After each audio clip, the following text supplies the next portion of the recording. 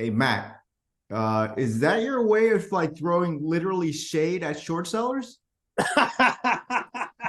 Look, I didn't want to get cocky, but we had to do it.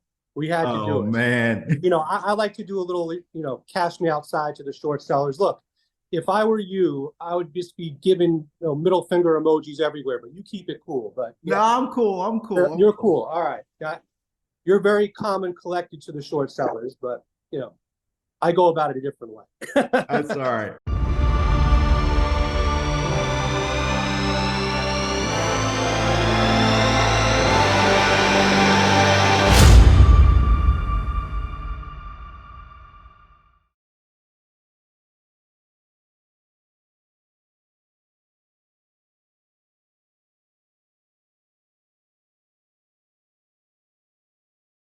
I Good. got the shades on because you got gear?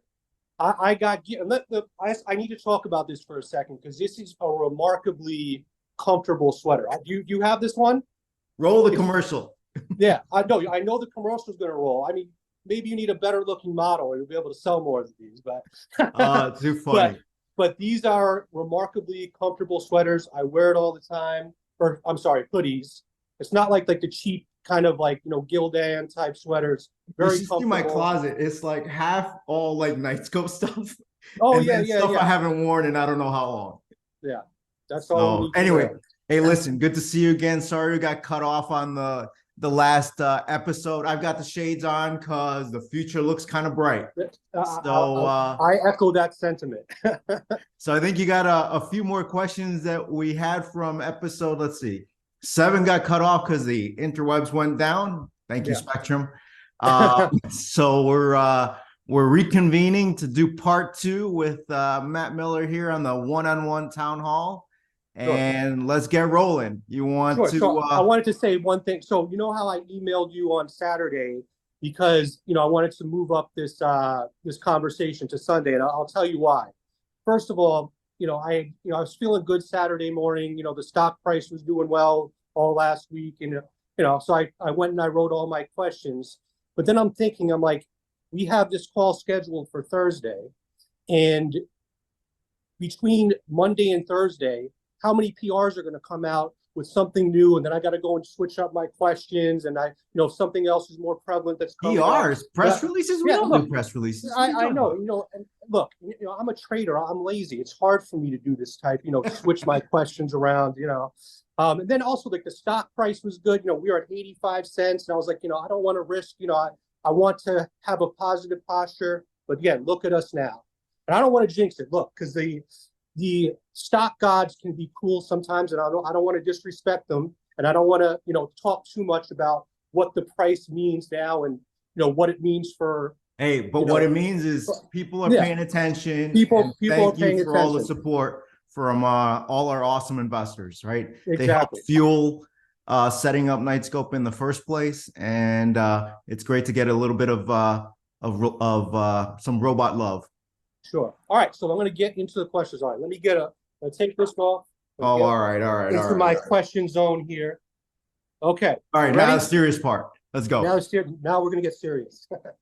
All right. So during the last town hall, you illustrated a 7-step process to bring Knightscope back into compliance and essentially recapture fair value. Well, here we are 2 months later. Knock on wood, it's working. Is there anything that you can point to that is removing the pressure from the stock that we saw in April, May, and June? I don't think it was April, May, and June only. I think it was like from the beginning of the year. I mean, frankly, probably 6 months after the listing, things started getting difficult. So what I think I want to do during the upcoming shareholder meeting is actually do a deep dive on this particular question, because a lot of folks either don't understand all the dynamics. It is definitely supply and demand, right? But Yeah. there's a lot that goes into this equation. Some of it we can kind of control, most of it we can't. But what I'm going to try to do on the shareholder meeting on Thursday, oh geez, a week from now, is try to do a little bit of a deep dive. But to me, from where I sit, one particular item was causing a lot of downward pressure, and I think a lot of investors, in my view, erroneously view an ATM facility or at the market facility as us doing bad stuff to our shareholders, which, oh, by the way, remember, I have 7 million shares and I'm on your guys' side. And I also work for you. So we had taken that $6 million loan out last year to complete the acquisition of Case Emergency Systems. And it was in the form, maybe I'll backtrack a little bit. Right at the finishing up of the diligence for the acquisition, we realized that the SBA, the U.S. Small Business Administration, was not going to allow us to assume the loans because we're publicly traded. So kind of last minute, we had to go put some last minute debt in place to finish the acquisition. That was in the form of a convertible note. And I think one of the biggest pieces of news was us paying that down, completely extinguishing it a couple of weeks ago. And so paying that down is really important, obviously improves the balance sheet. But what I think folks didn't understand, it was a convertible note, meaning, they got paid back using shares as they converted the debt from not taking cash from us, but instead shares. And I don't know, I'm not a trader. So you're saying they essentially didn't care what price they sold at, they just wanted their money as quickly as possible. Yeah, I think there's more than 300 highly aggressive debt investors that support or prey on, whichever way you want to look at it. Micro cap and small cap companies, and sometimes, and I'm speaking in generalities here, sometimes it can be highly toxic investments, and sometimes companies need the money to be able to do stuff, but shouldn't be paying these kinds of premiums and putting pressure on the stock. But a lot of this is very opaque, and this is very similar in nature to, oh, well, let's go investigate all the naked short selling and this, that, and the other thing. Well, go give me the proof. I was an offender. It's hard. You can't. Look, I get it. I get it. But I think when, unfortunately with retail investors, myself included, when we leave it up to our own interpretation without, having a full understanding. And Matt, that's the okay. narrative gets that's why we're doing this. Yeah, that's why we're doing this, so we can communicate better. And a lot of folks, maybe it's the first time investing in a startup or a newly listed company, or first time they opened a Robinhood account, and so they're learning. So part of us, I think, our job is to try to communicate and provide a little bit of knowledge along the way. Sure. Okay, well, that actually kind of covered my second question, because I was going to ask specifically, about the pressure of the convertible debt. So I'm going to move on to my third question. So I have plenty of questions, so we'll be able to fill it up. So 350 analyst price target. We're finally getting some recognition from Wall Street. I've personally been waiting for this, as the company has fundamentally improved in every area. Can you talk to me about what this means for Knightscope and how you go about approaching analysts to get the company reviewed? I think there's two things to think about. One, the manner in which we took the company public. We did a odd combination of a Reg A with a direct listing, or said less politely, we didn't do an S1 underwritten IPO, pay an investment bank that all of a sudden magically some equity research analyst shows up on the other side of the Chinese wall that all of a sudden is going to cover the stock that they helped take public. So because we didn't do that, we haven't had analyst coverage, and I think we're probably still 92% of our investor base is retail. I think it's changing over time. And so what I've been doing is trying to keep half a dozen analysts up to speed, people I've known for a long time, and telling them the story, sharing, no different than when we share stuff with our existing, town halls and retail investors, and getting them acclimated. And some cover, one of the funny things that's happened is some cover different technologies, some actually cover public safety, and a lot of them have a hard time, like, where do we put Knightscope? Like, it doesn't fit neatly anywhere. Do I put you in the drone bucket? Do I put you in the public safety bucket? I put you in the AI bucket? Do I put you in autonomy?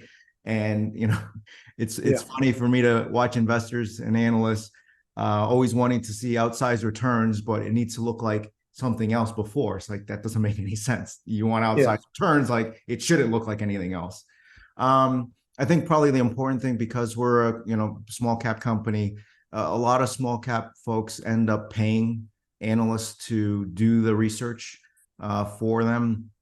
And then, it's in the disclaimer at the bottom. You paid some event fee, you paid some consulting fee or whatever it is. And then you're spending investor money to do that too. So, and it's using investor money. And it's not that it's necessarily wrong, because in a lot of cases, most analysts aren't going to cover companies that have less than $1 billion market cap and maybe $25-35 million of revenue. So, but in this particular case, Ascendiant had known us probably for nearly a year. They've actually visited the Knightscope headquarters. We didn't pay them to do this, and that's clearly marked in the research. And they did their own analysis. They come up with their own price target. So you don't have to listen to me. You can just go read the report. If you haven't seen it, just go to knightscope.com/rise, and we put it there for everyone's convenience. Right. Hopefully there are more analysts, and I think over time there will be a lot more, because it's very difficult, I think, and I've said this before, for Wall Street to ignore a company doing double-digit growth, combining AI, robotics, autonomy, and electric vehicle technology. Like you can't just ignore it. So I think over time we'll end up with a few more analysts, and folks are interested, and we're continuing to keep people up to speed. Sounds good. Thank you for answering that. I'm going to move on to the next one. So case emergency systems, and now I guess we can say based on the press release today also, but case emergency systems appear to have a press release almost every other day with a new partnership, expansion of an existing partnership, or a client renewing their contract. Do you see case emergency systems becoming a status quo security measure across all college campuses? And are there any other areas of business that you're specifically targeting for this? I think three or four comments. One, we don't use the term case emergency systems anymore, and we're using internally, we've been using K1B. Pardon me. Okay. So you've got K1B would be all the kind of blue light stuff. So K1 blue light towers, K1 blue light e-phones, and K1 call boxes. So we'll start using that term in the regulatory filings as well, because we're not necessarily continuing the case brand. I think second, folks now hopefully have started to realize it was a very good strategic acquisition and accretive, continuing to grow the company. Certainly our aspiration is that we'll continue to be able to grow the K1B side of the business. And as you've seen, there's plenty of demand out there. And over time, yes, I think we've got a huge opportunity across pretty much every college campus, hospital, airport, rail, parking structures. I mean, it's all over the place. But I think probably the more important, I'll say, medium-term thing to really put into the calculus is, I meant what I've been saying is we need to overhaul the entire public safety infrastructure. We've got 7,000 plus of these devices already out in the field. And what we want to do is basically inject artificial intelligence into the existing infrastructure, right? So it's a little bit of a land grab, right? If you want to, what's a good example?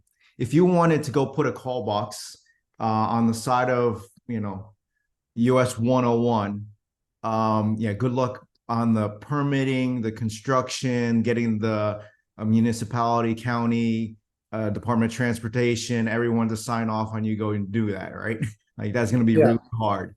And so what we want to do is, as I've been saying for 10 years now, get all these machines, as we view them, to be able to see, feel, hear, smell, and speak.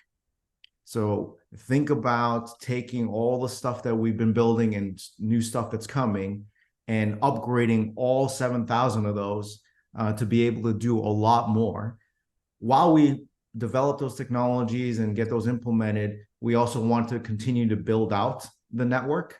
Sure. So continue to see us making new announcements like clockwork. I mean, I think in total, we've probably done 50 major announcements in 2023. And again, it's going to be very difficult for Wall Street to kind of just ignore it. And I think if you look at the trading volumes the last couple of weeks, that things are starting to improve. Yeah, I mean, obviously it's happening, and I mean, even commenting from from our last episode, I was talking about why the AI hype didn't really transfer over to the security industry. And again, what a difference a month makes, and I think, some of it is fundamentals, but I think that hype is starting to translate, and people are starting to realize that Knightscope is in fact a pure AI play. Well, that's probably one of the craziest questions I get is, when's Knightscope going to start using AI? And I'm like, what? Like my head explodes, and it's our fault because we didn't communicate effectively. Like, you can't run 24/7 autonomously, no remote control, completely hands off level 5 without AI. You can't read a license plate without machine learning. Like, all this stuff, to autonomously recharge on its own across the entire country. Like, you can't do that without AI. So we've, taken for granted, or that's part of our business. It's not some like, hey, I have a new app, we use AI, let me put it in the pitch deck. Like, that's not the game here. All right, so moving on, let me see what we got here. All right, so it appears that law enforcement / security are a bit slow to their spot in terms of adopting new technology, and existing security measures appear to be outdated. This is highlighted in schools across the country, as school shootings and threats of school shootings are far too common. As a parent of a 7-year-old, I would personally like to see artificial intelligence used to augment existing operations. Why is law enforcement slow to adopting new technology? And is Knightscope currently in talks or seeking to work with schools around the U.S.? And I'm talking about like high schools, middle schools. Obviously, you work with colleges, but I'm not sure if I've seen any work with high schools and middle schools. I often say, especially if I'm, coaching a founder or new entrepreneur or someone early in their career, like, if you want to figure out what the hell's going on with something, just follow the money. And in this particular case, to be fair to the schools and to be fair to law enforcement, they're massively, massively budget constrained. Just very simply, do we as a nation believe that we pay our teachers appropriately? Do we as a nation have schools and teachers coming out of pocket to just provide supplies for their students? Exactly where in the school's budget or the county's budget are you going to pull several $100,000 or several $1 million to go upgrade, harden, and fortify, whatever the number is, 20-odd thousand schools? The problem is you got a fundamental budget problem. And on the law enforcement side is the same thing. Like, you don't have enough law enforcement officers and guards to secure the country.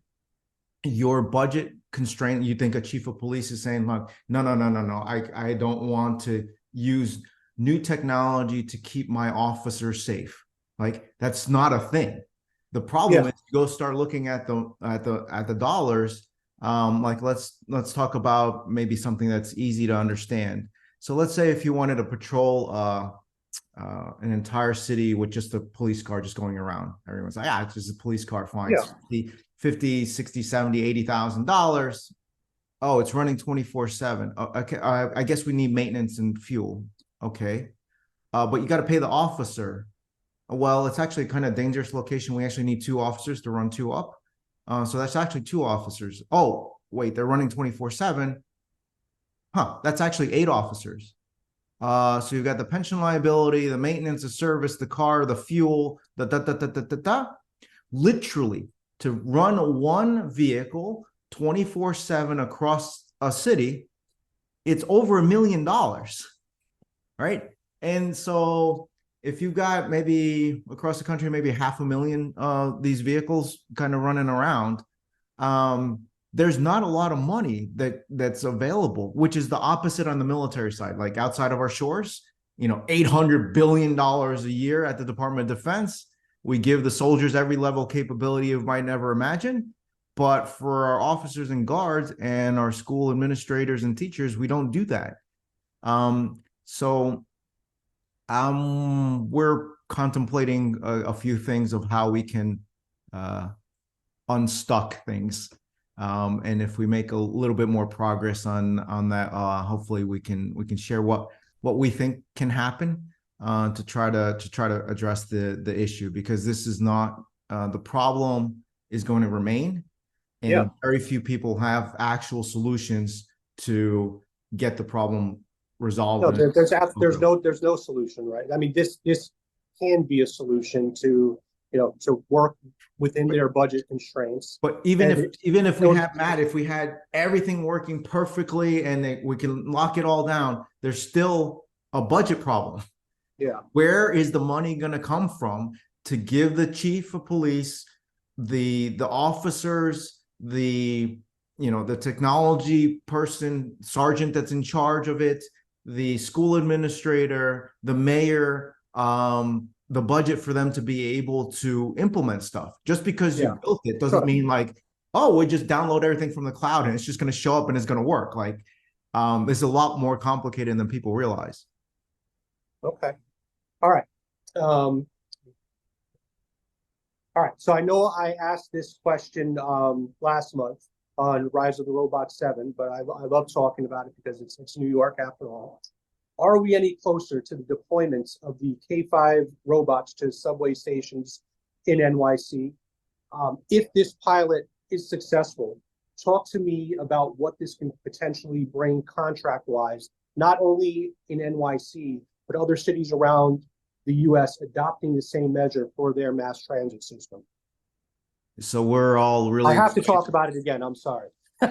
Really excited. I mean, honestly, as a former New Yorker myself, like working 10 years on Knightscope, like this was one of the happiest days of my life to have the largest city in the country, the mayor, or the entire NYPD brass of the largest law enforcement agency in the country give us a police escort into town, have the robot roadshow in Times Square for 3 days. And then, as part of that, sign a contract for us to deploy our first machine. The mayor told the world that we're going to try to do it deploy during June and July. We are scrambling to try to meet his request. I think there's 2 or 3 things to think about. One, this is really important. And we want to make sure it goes as well as possible. So we might take a little longer to make sure we got all our T's crossed, I's dotted type of thing. Yeah. Second, it's in Manhattan. There are multiple parties involved. It's not just the mayor says to go do something, like he's got accountability with other departments and agencies and the like, and it's not just NYPD. There's other folks involved, and you need to be able to communicate, make sure we go through their checklist of all the stuff, which is really cool for us because we get to learn something on a deployment that we haven't done before, right? We've probably now operated more than 2.3 million hours. We're 7 summers, 8 winters, but we haven't deployed a machine in a extremely congested, high volume train station in the middle of a, frankly, high value target location. So we need to go through all that. And I think the third complication, and this is, to explain, this is either genius or not a good move, but the 5th generation first machine is going to NYPD. So we're now launching literally a brand new product that we've been working on for a very long time in a complicated situation. So we're trying really hard. It's mid-July. It's in progress and on daily daily top of mind for all of us, and we're grateful for the city and everyone involved there. They've been very gracious, have engaged. We're collaborating, which is a really nice way to start a relationship. Yeah. It's funny, I thought that we had to wait for this this NYC Pilot to give us that boost, to get that boost over one. But it happened way before that. So I hope we're gonna have like a nice little price there when that kicks in. And I think no matter which way you look at it, NYPD and the city can and likely will often set the tone for the rest of the country. So I think as we do this, we obviously want to continue to grow in the city and the state, but other mayors, other cities, other municipalities, other law enforcement leaders are absolutely, and I know this for a fact, are watching very closely. And I'm sure if it's successful, they'll follow the lead of NYC. That's just the way. But we want to make sure we do a good job. And kind of where I get excited is if you have a prospective client that has a genuine issue that we can help with and has budget and wants to help address it, that's why we're here. You're lucky I have a leisurely schedule because I will be babysitting that K5 robot. Make sure that nobody sprays graffiti on it. No one's going to push it into the subway tracks. I will be babysitting. I'll take a lot of selfies with it. Oh dear. But out there with the sign. I have a very leisurely schedule. Rise of the robots. Just This is actually a good question. So my next question is regarding the sales funnel process.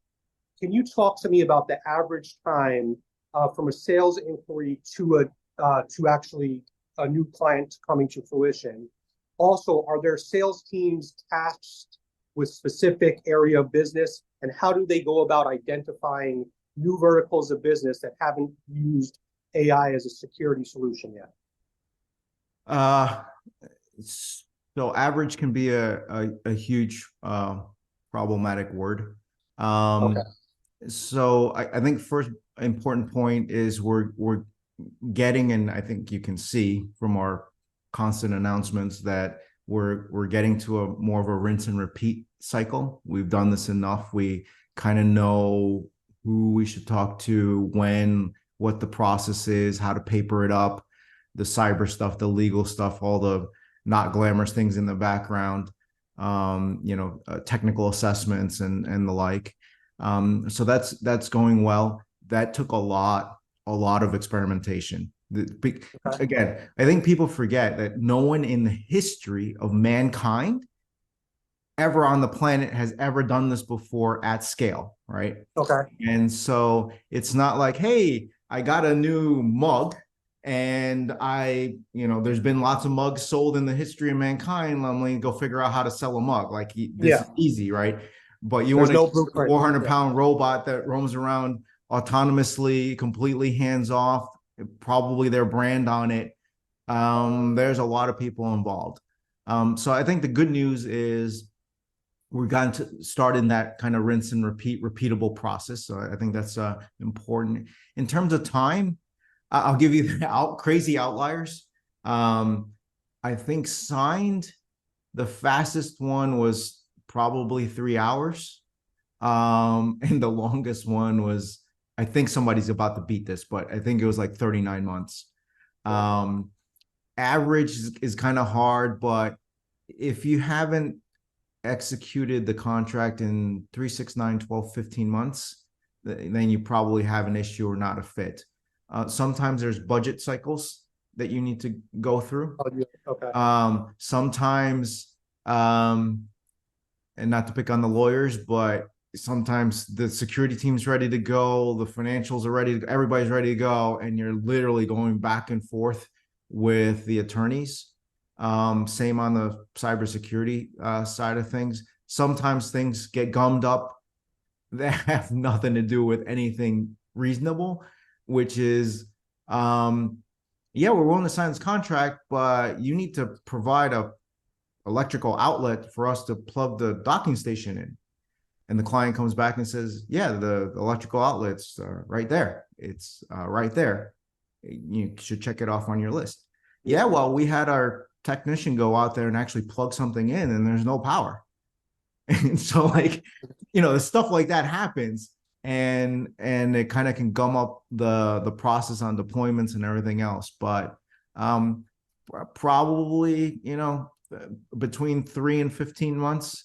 A different way to probably a shorter way to answer it is it's normal B2B, business to business, enterprise sales kind of sales cycles, right?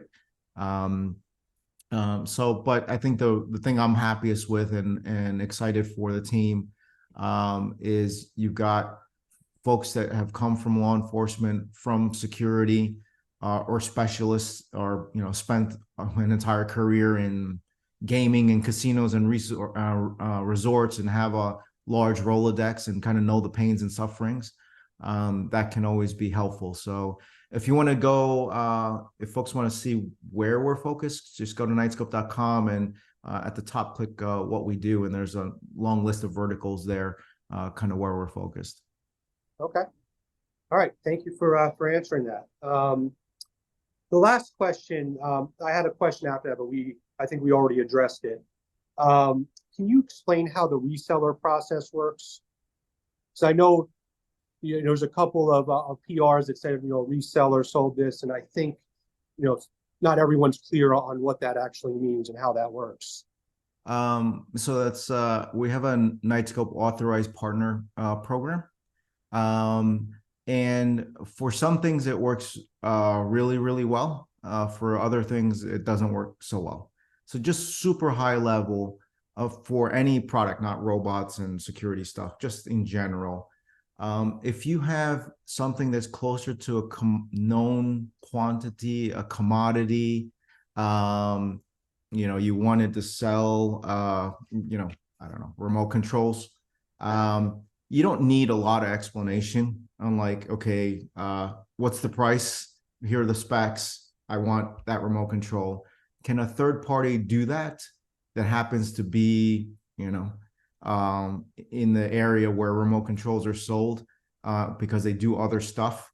That's a lot easier sale. We can give them a reseller price for them to make a margin, and off they go. For stuff that's brand new, requires a not obvious sales process, kind of complicated, it's really a bad idea, and frankly not fair to a third party to, if it takes our team, 6-12 months to get a client development director to be fluent enough to go sell, like how are you going to get a third party to go do that at scale? It's hard. But what if they had a client that had a need for essentially like a K5 or something like that, and they're not astute to how it works? Could they potentially bring you in to the sales process? So maybe there's 3 categories. Sure. There's the first category that works really well is more on the K1B side of things, because blue light towers and e-phones and call boxes are known items. And those, if you're got the contract as a third party to redo the lighting and some electrical issues at some school, and you're already there, that entity selling into that school is a lot easier, right? So it has been working rather well on the K1B side of things. But if you, on the opposite side, if you're a guarding company and you're highly protective of your guarding hours, and the business development manager on the ground doesn't really like robots, and on top of that won't allow Knightscope to speak to the end user, you're going to have a disaster. And so in a lot of cases, that doesn't work. The ones that do work really well is the warm introduction. Let's say you have a different guarding company that focuses on, or maybe a third party that focuses on facilities or something like that. And they're like, hey, we're here. We have a a contract vehicle for payment and that sort of stuff. We don't know anything about robots. You guys have a need. Let me introduce you to Knightscope and let them talk directly to you. And then when we're ready to go, the payment can go through, so you don't go through the whole purchasing legal nightmare. That also works really well. So we've tried small, medium, large, extra large, different versions. I think focusing on the K1B side with more resellers is certainly something we want to rinse and repeat. Cool. Well, thank you. I think, my last question was, specifically about the ATM, but we already addressed that. It's just not something that's really relevant anymore because hundreds and hundreds of yeah. companies have ATMs. Yeah. We want to be as supportive of long-term shareholder value. And we as the company would never do anything reckless or stupid that's gonna hurt the company or our shareholders. Like, we literally work for you. So we need to be mindful and careful of that. So I just want to say, I think I could be speaking on behalf of most shareholders, especially those of us that, have been around for a few months. And, I've seen firsthand all, the concocted conspiracy theories that were, on Twitter and everything. But you're so, calm and collected and said, just we're doing everything we can, trust the process. We have a plan in place to bring us back to compliance. And, you did it. Like, I don't want to jinx it. I'm not going to jinx it, but like, just more than a monetary value, obviously, like, well, we're doing pretty well right now. If you added at those lows, but it's cool to have a CEO that we know have our best interest at heart. You can't say that about everyone or every publicly traded CEO. And the way that you handled it, you were always cool, calm, and collected. For me, I wouldn't be able to handle that. I think I would take my phone and just throw it out the window if I have to go and see those type of tweets and kind of disrespect thrown your way. But you handled it, better than anybody could have. And, I just want to say that I appreciate that. And I know that many other retail traders can say the same thing. So I really appreciate that, Matt. Sure. Like, this job can be absolutely grueling. You get punched in the face basically on an hourly basis. I don't know how you do it.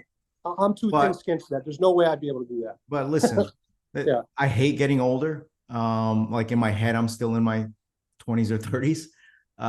My body disagrees, but that's okay.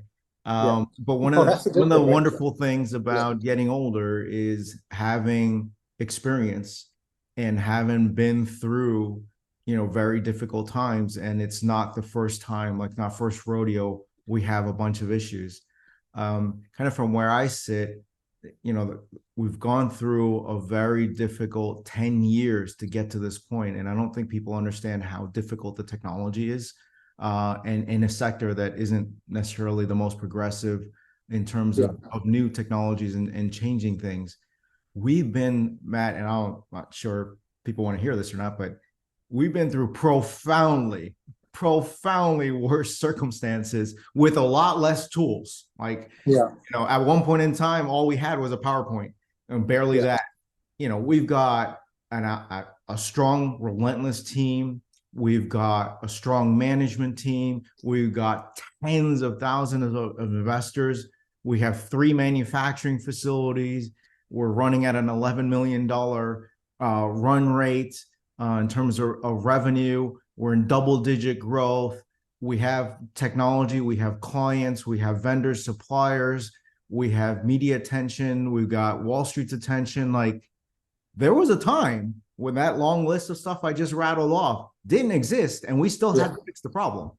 So it's like, okay, I hear everybody. Obviously, I take everyone's input at face value, and we try to do our best. We're not perfect, but you can always trust that we try as hard as possible. All right, let's throw some shade on the short sellers one last time. Okay, before the end okay. of the Well, I'm not sure I can, comment on that, but I can put the shade.